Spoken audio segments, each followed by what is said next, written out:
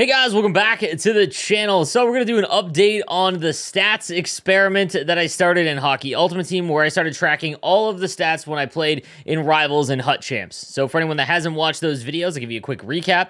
Essentially, I took down all of the stats that it shows in the post-game screen in Rivals, Division 1 Rivals or Hut Champs, where it included puck possession time, as well as hits, goals, assists, power play points, all that kind of stuff. And I tracked it for 30 games. And the last video, I showed you what happened after my first 10 games, and then I made a couple of roster changes, but for the most part, after that, I played 20 straight games without changing anything, and we'll go over the results and then what I've done since to change my lineup. Now, I haven't really changed my strategies at all. They've stayed the same. So the only thing that has changed is I've put certain players in certain positions because they just weren't statistically doing well for me. You're going to see one of the biggest names and biggest player cards in this game just was not performing for me, and I just straight up took him out of the lineup. So the lineup is going to be very weird when you consider what everyone would be like the meta and all of that. So I just let the stats dictate it, and I'll show you guys the results now. So if you guys enjoy the content, make sure you give the video a like, because I would appreciate it. All right, let's get into the video. All right, guys, so here is the final tally of everything throughout my 30 games with my squad here. Now, the only few changes I did make is I removed Patrick Kane because I just wanted to test something out. He was actually a really good goal scorer for me in the 10 games I played. He had 7 points, so this was just because I wanted to try out a different player, as Primo did come into the game, and I wanted to try him out, so I readjusted things here. Also added Pietrangelo and Coburn, and removed Clefbaum and Weber because, again, the team builders did come out after I played about 10 games, so I wanted to make some adjustments there. Rene played all 30 games, and I'll show you guys my record. So in the last video, I did 10 games, and I was 4-6 in Hut Champs and Rivals, all right? Since then, after I made these lineup changes, I'm 12-7-2, so a much better performance after making these lineup decisions, and that was only after 10 games, so very, very small sample size. So we'll go over the things that kind of stand out. First of all, McDavid, 23 points in 30 games. He was on my second line as I moved Duchesne over to center, or from center to the wing when I added Primo. And you'll see here, he was easily my best performer. He was on the second line, and he did a phenomenal job here. He was my best player. And when you see Duchesne, he had 41 shots on goal, which was 5 more than McDavid, yet McDavid absolutely blew him away when it came to offense. So you're going to see what my lineup looks like now, and we'll go over the stats for that. But clearly, that is something that I've got to move on from. Duchesne just has not been the same performer as more and more of these cards that are a little bit bigger.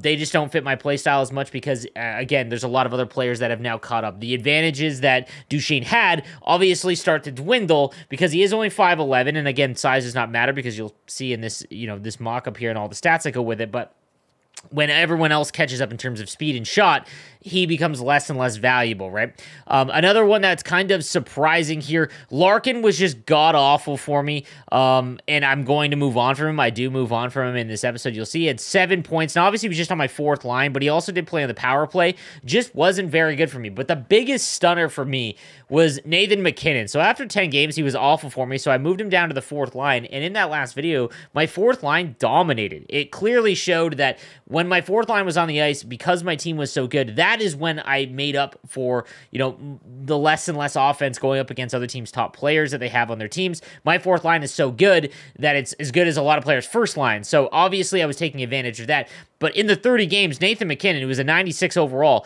was just awful for me. He did not do anything. He was a -6, and he's off my team now. So I don't think Nathan MacKinnon's a bad player, but I think specifically for me, he just wasn't very good. So I'm going to move on from MacKinnon. And again, that's just something that I've learned from these stats.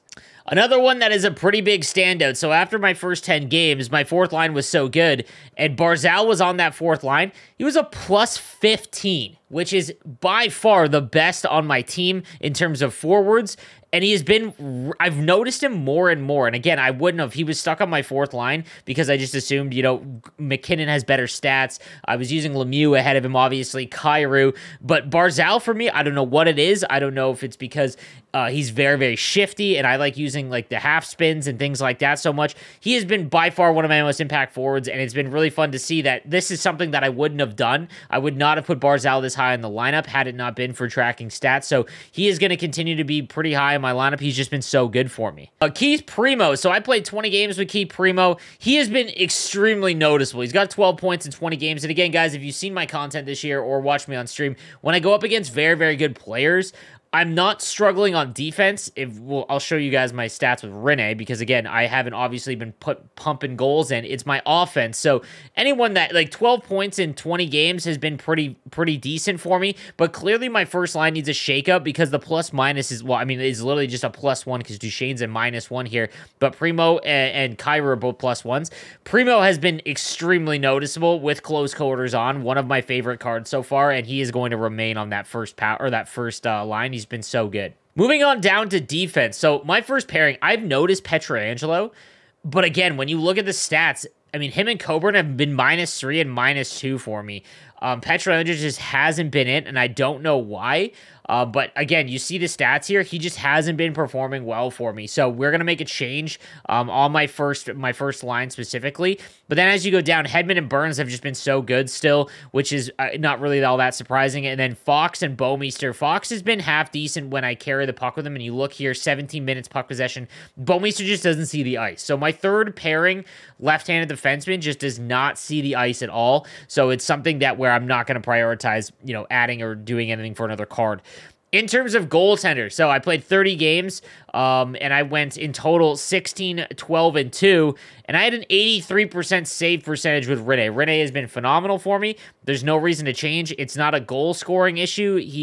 I'm barely averaging I'm averaging about 2.5 goals a game, which is more than good. I should be winning much more than that, and it's with my offense, and we're going to see if I make these roster changes and these lineup decisions a little bit different, if I can actually, you know, start scoring a little bit more because I've looked at these stats. The one thing I'll notice is my first line struggled a lot, but outside of Primo, they're not all that big. Kyrou's 6'1", obviously, but Duchene isn't. So I'm starting to see that I've had 16 points with Kyrou and 39 minutes of puck possession time, meaning that I'm holding onto the puck with him an awful lot. So my right-handed winger, I think, needs to be a little bit bigger. And I'm going to show you who I obviously replace him with. But I think I'm going to prioritize that to see if my stats do, in fact, go up. And these are the trends, guys. If you start recording your stats, these are the things that you want to pay attention to. Not as, you know, obviously you want to pay attention if a card is struggling for you or not, but it's positions. Like, are you carrying the puck with your right-handed wingers more than your lefties? You might want to prioritize having a bigger player as your right-hander because, again, if you're holding onto the puck more with them, you want to make sure that you can protect it and not get bumped off as easily. And if it's lefties, you're not really having as much time with the puck, then you might want to prioritize just having them be extremely fast so that you can hammer home one-timers or have a really good shot. That's something, again, that you want to pay attention to. In terms of defense, again, Pietrangelo I thought was fine. I noticed him play pretty well for me, but again, I'm just not playing good defense, and when you look with him specifically, and when you look at like hits, I'm just not hitting with him at all. So why, I don't know if I need to have him or I need to have someone a little bit bigger maybe to try and mitigate those issues. Comes to the face-offs, again, something that you want to pay attention to here. So my Primo, over 60% on the draw, which is phenomenal. I'm super okay with that. I'm very good at center when it comes to face-offs, so having someone over 60% is kind of the benchmark where I want to be. Gretzky's at 59%, which is still fine, and then we go down here, Jokinen at 62, and then Larkin at 58%. Larkin has just been super disappointing as a center. I don't think he's a bad card, but again, for me, I just think that my centerman, I need to prioritize some other things, so that's why I'm going to move on from him, and we are going to try Hertl back at center, because again, he had a decent little time there at center, and on the wing, he's gotten pretty decent. 14 points on my fourth line is, when you look at like my third line, he outscored everyone on my third line, so I think I'm going to try moving him up to center and see how that plays. All right, so let's take a look at the lineup changes that are going to happen. Now, obviously, Connor McDavid was by far my most productive player offensively. 23 points, which is about 7 or 8 clear of the next spot. So he is by far my most important offensive player, which isn't really surprising, but I thought Duchene would be closer. He wasn't, so McDavid is now taking that first-line left-hand spot. Primo has been phenomenal on defense as well as offense in terms of face-offs and scoring, so he's not changing. And then Patrik Laine, I'll show you the stats with him because I have played a few games so far. Again, Kyrou held the puck more than anyone else on my team, and it just wasn't as impactful or wasn't what I would expect. I want to see a little bit more, so I'm going to try someone who's much bigger because I hold the puck so much with that spot on the ice. Moving on to the second line, I talked about Barzal, plus 15. He's got 12 points in 30 games. A lot of that, 10 of those games were on the fourth line. But he has been a phenomenal card for me. He's going to play second line. And again, I want to see if going up against better cards, if that is going to diminish that or if it's, going to continue. Gretzky has been a fine center for me, so he is going to stay as my second line center. And then Rantanen, I'm moving up Rantanen to my second line left-handed spot because he has done pretty well in that scenario. He's plus 7, has 11 points in 30 games, and he's got the same amount of points as Duchesne essentially, but he's got half of the puck possession time. So I think it does balance out having someone who's much bigger than these two to kind of balance out this line. My third line is going to stun a lot of people, and again, this is all because I'm just fully buying into the numbers to see if this experiment does work. Kyrou didn't do bad, but he didn't do phenomenal, so I'm going to see if he can take even more impact against weaker lineups, because again, on the third line, if he plays other players' third line, there's no one's third line that'll be better than this one. Hurdle, I'm going to try back at center because he is big. Larkin, I'm going to move on from, and then Duchesne's going to move down to my third line right-handed winger spot, or right winger spot, and I'm going to see if, again, if I start noticing him offensively, or maybe just his build is not all that impactful for me. My fourth line, I'm putting Patrick Kane back in. He did really well in those first 10 games, and again, it's not a card that I would anticipate being better than others because of, the level that I play at in Division 1. Smaller cards just struggle quite a bit, but I can't argue the stats. He had 6 goals in 10 games for me, which is by far my highest score, so I'm going to put him back in the game here on my fourth line. Nothing going to be crazy. He's not going to get a ton of ice time, but nonetheless, I want to see if in that limited time he can score some goals. Jokinen, I'm going to mess around here. Jokinen did fine, and he was slightly less offensive than Hurdle, so I might change this back. Again, you'll see the stats after a few games. And then I've got Mario Lemieux, who was one of my favorite cards throughout this whole year, just has not been performing all that well for me. Again, he holds onto the puck a lot. It just did not score all that much. So again, I'm going to see if I can help take advantage of the fourth lines. On defense, we're going to move Burns back up to that first left D spot because Pietrangelo just struggled. There's no way around that. Coburn, I'm going to give another 30 games because he is just so good. His card is just incredible when you look at everything in terms of just his abilities, all of that. So we're going to keep him there.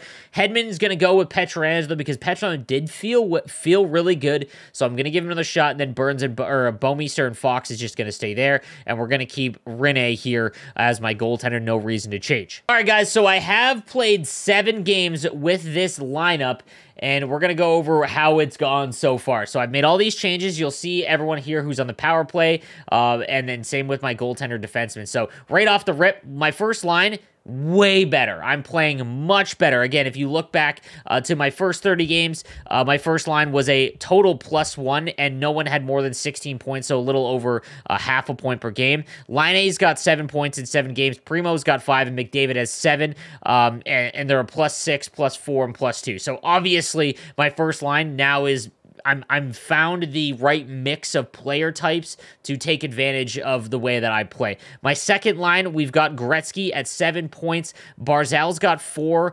within 7 games, and then we've also got Rantanen with 5. So again, they're performing very well, and you look at the plus-minus, again, it's very, very high.